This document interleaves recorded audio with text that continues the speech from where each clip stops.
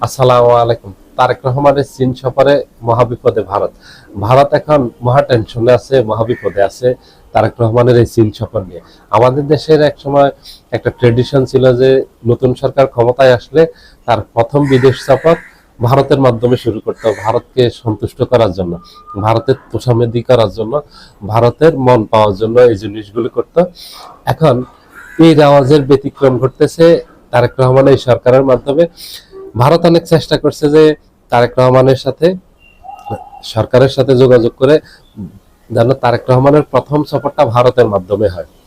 ভারতের মাধ্যমে হলে তাহলে ভারতের যে সুবিধাগুলি বাংলাদেশ থেকে অতিথি নিয়েছে সেই সুবিধাগুলি পাবে, সেখানে সেই আলোচনাগুলি হবে।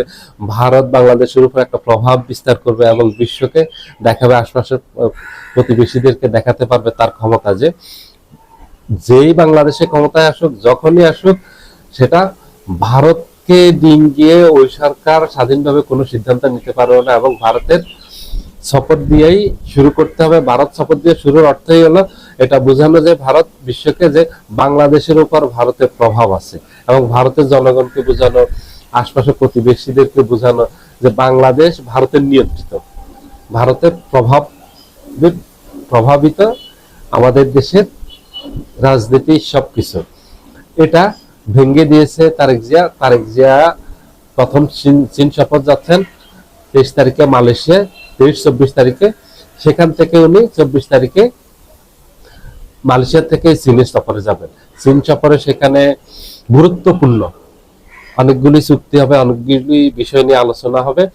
শুধু এখানে অর্থনৈতিক বিষয় থাকবে না, এখানে যেমন অর্থনৈতিক বিষয় থাকবে, চীন থেকে বাংলাদেশ কি ধরনের অর্থনৈতিক সহযোগিতা পাবে, এবং এই যে মেগা কিছু প্রকল্প আছে, পদ্মা সেতু আরেকটা তৈরি করবে, আরেকটা যমুনা সেতু তৈরি করবে, এবং তিস্তা মহাপরিকল্পনা চীনের মাধ্যমে বাস্তবায়ন করবে, এগুলি নিয়ে আলোচনা হবে।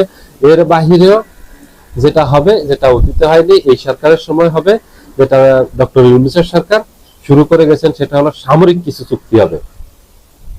সামরিক চুক্তির ভিতরে থাকবে চীন থেকে যে-10C, চীনের খুব কার্যকরী এই যুদ্ধ বিমানটা, যেটা দিয়ে 25 সালের 60 দিনের যুদ্ধে পাকিস্তান ভারতকে নাস্তানাবুদ করে ছেড়ে দিয়েছে, ভারতকে পরাজিত করছে। এই 60 দিনের যুদ্ধে খণ্ডকালীন যুদ্ধটা হয়েছে, কিন্তু ভারত পরাজিত হয়েছে। চীনের এই যে-10C যুদ্ধ বিমানটার কার্যকারিতা প্রমাণিত হয়েছে 25 সালের মে মাসের 12 তারিখে 60 দিনে যে যুদ্ধটা হলো ভারত পাকিস্তানে।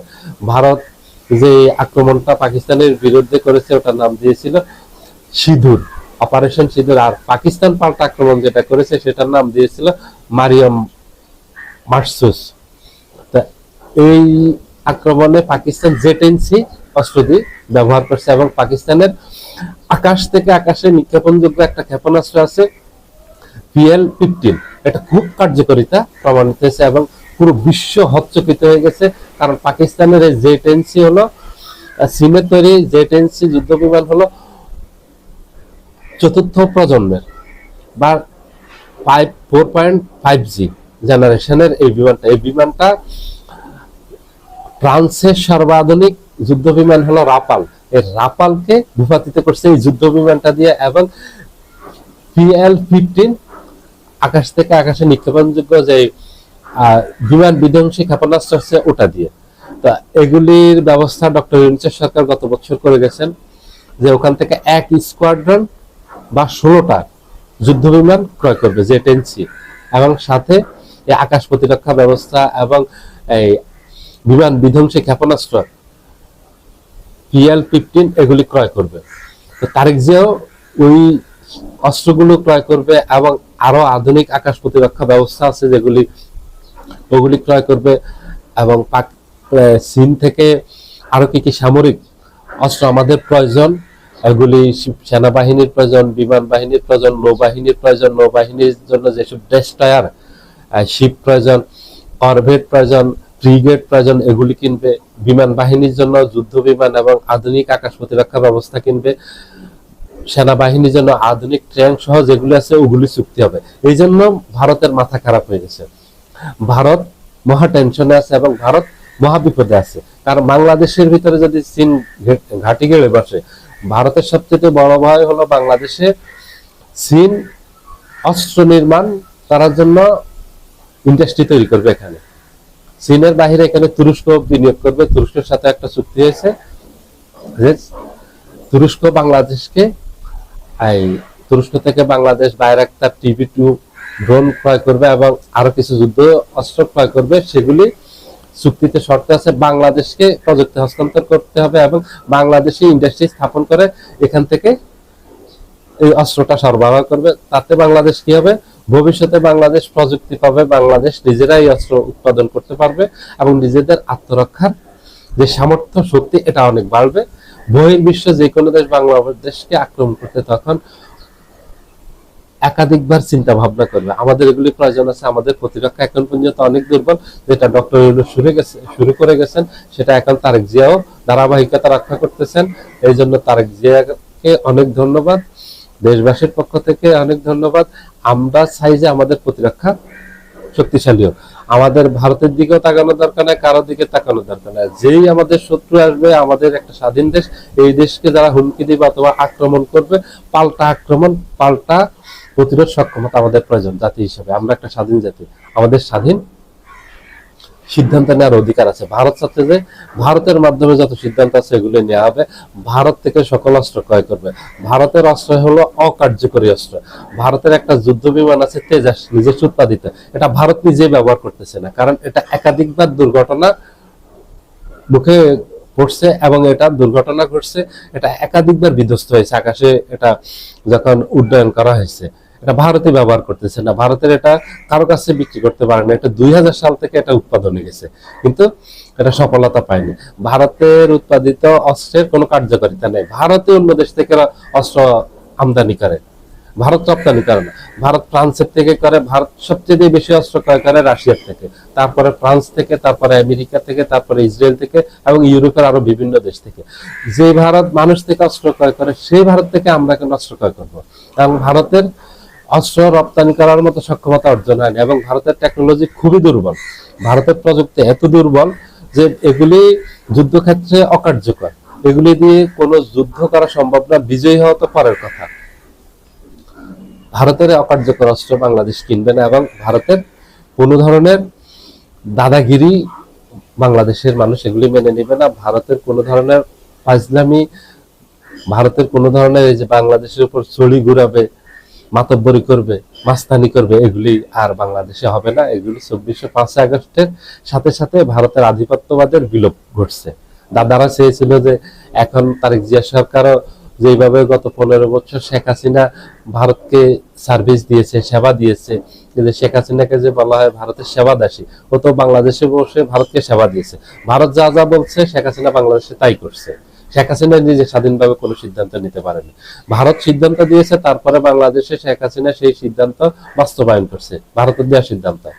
এখন ভাবছে যে এখনো শেখ হাসিনা চলে গেছে ঠিক, ভারতের অনুগত হয়ে বর্তমান সরকার দিল্লি থেকে নির্দেশ দিবে আর ঢাকা সেটা বাস্তবায়ন করবে, এগুলি কিছুই হবে না।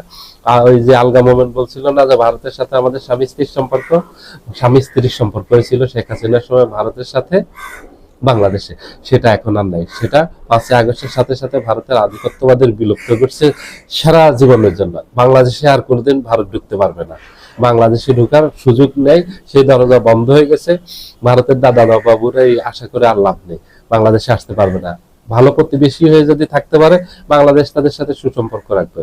আমরা চাই না যে ভারতের সাথে বাংলাদেশ গায়ে পড়ে একটা শত্রুতা তৈরি করুক। আমরা চাই ভারতের সাথে বাংলাদেশের সুন্দর একটা সম্পর্ক থাকুক, প্রতিবেশী সুলভ। আমরা একটা স্বাধীন দেশ, ভারত একটা স্বাধীন দেশ, দুইটা দেশের মর্যাদা সমান, সমমর্যাদার ভিত্তিতে সম্পর্ক থাকবে।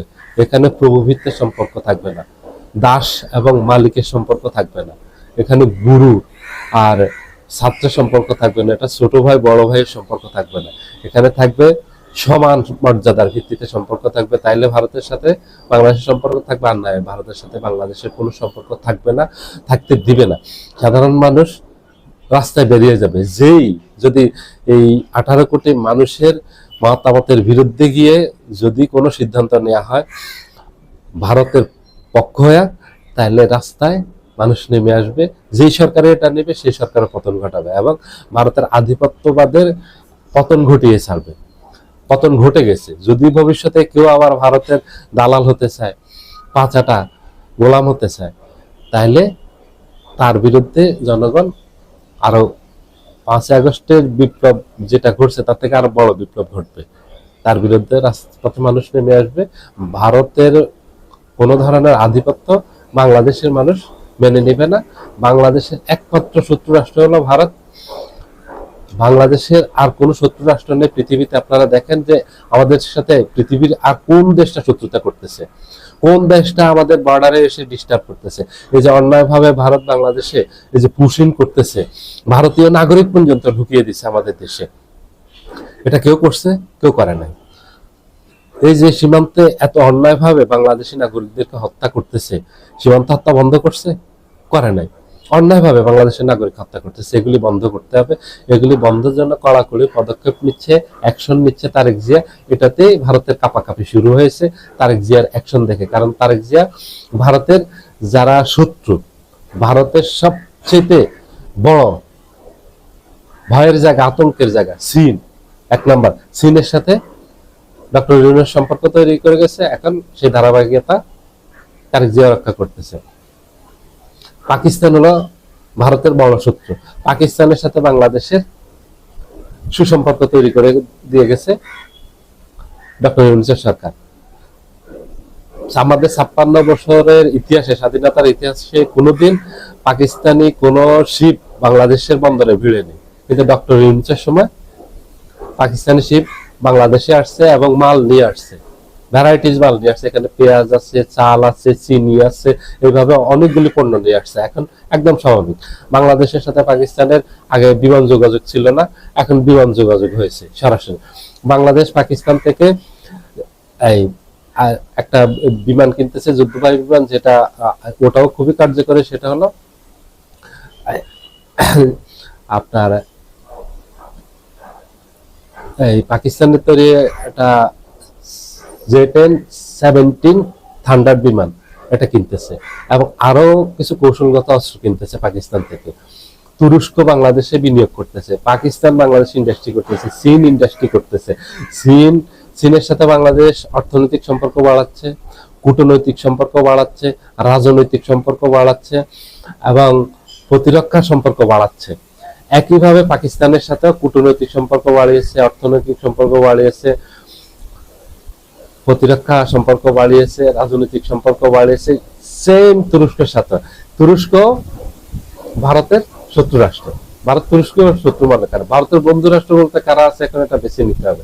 জাস্ট হাতে গোনা আমি একজনকে ভারতের বন্ধু রাষ্ট্র দেখি, শুধুমাত্র ইসরায়েল ছাড়া আর ভারতের কোনো বন্ধু রাষ্ট্র পৃথিবীতে নেই। এবং ইসরায়েলেরও 2টা বন্ধু রাষ্ট্র আছে, একটা হলো আমেরিকা আর একটা হলো ভারত। আমেরিকার সাথে ইসরায়েলের ছাড়াছাড়ির অবস্থায় চলে গেছে। এই ইরানের সাথে যুদ্ধ নিয়ে এখন যে চুক্তি হচ্ছে, এই চুক্তি নিয়ে বিশেষ করে ছাড়াছাড়ি অবস্থা। তাই ইসরায়েলেরও এখন বলা চলে যে একটা বন্ধু রাষ্ট্র আছে, সেটা হলো ভারত। আর ভারতের একটা বন্ধু রাষ্ট্র হচ্ছে ইসরায়েল। আর এরা পুরো বিশ্ব থেকে বিচ্ছিন্ন অবস্থায় আছে। সবাই ভালো থাকবেন। আল্লাহ হাফেজ।